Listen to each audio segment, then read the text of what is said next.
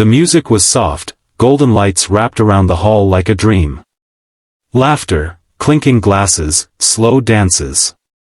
And there he was, Ethan Cole, a man in a simple gray suit, standing in the corner, his hand clutching a glass of water he hadn't even touched.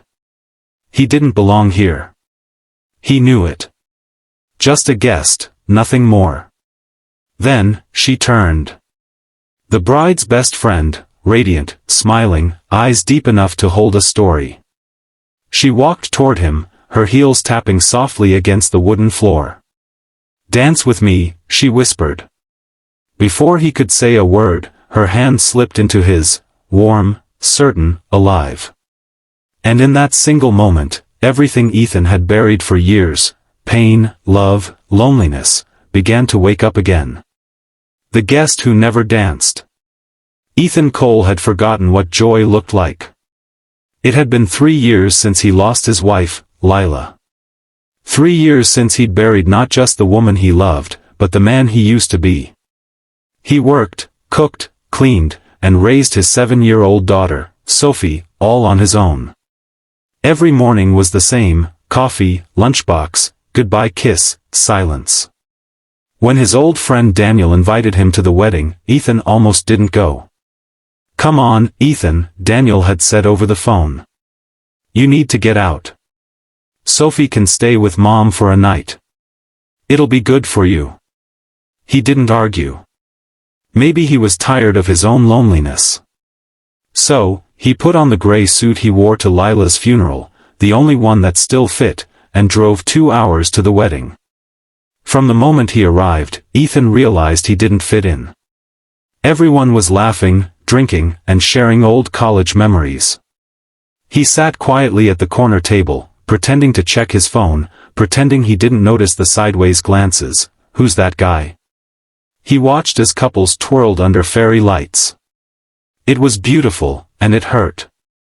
Every song reminded him of the woman who used to tug his sleeve and say, "Come on, Ethan, no one's watching, just dance with me." He never thought he'd dance again. Then, he heard a voice. "Mind if I sit here?" He looked up. A woman in a sky-blue dress stood before him. Her hair was tucked behind one ear, her smile bright but gentle. "I'm Clara," she said, sitting down before he could answer. "Daniel's cousin." "Oh," Ethan said awkwardly. "Ethan. Just a friend." "I know," she said with a small grin. "You look like you want to disappear." He laughed softly, the first real laugh in a long time. "Guess I'm not great at hiding it." They talked. About little things. Her love for painting. His daughter. The way weddings make people both happy and sad. Clara's eyes softened. "You lost someone, didn't you?" Ethan froze. "Yeah. My wife." She nodded quietly, not with pity, but understanding. "I lost someone too. My brother. 3 years ago." They sat in silence for a while, just existing together. No pressure. No expectations. Then, the music changed, a slow, tender song that filled the air like a memory. Clara. When the song ended, Ethan thought it was over. Just a moment, nothing more. But Clara smiled and said, "Come walk with me." They left the hall, stepping into the cool night air.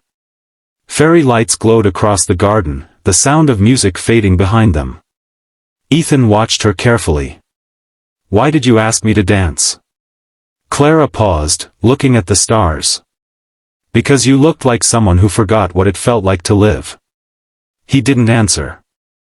His throat was too tight. She turned to him, eyes glimmering. "I know what it's like to lose someone and still keep breathing like it doesn't hurt. But sometimes, Ethan, life doesn't ask us to forget them. It just asks us to remember ourselves again." He swallowed hard. "You make it sound easy." "It's not," she smiled sadly. "But it's worth it." For the first time in a long time, Ethan didn't feel guilty for smiling. They talked for hours, about Sophie, about Lila, about Clara's art, about dreams they'd both buried under grief. And when he finally drove home that night,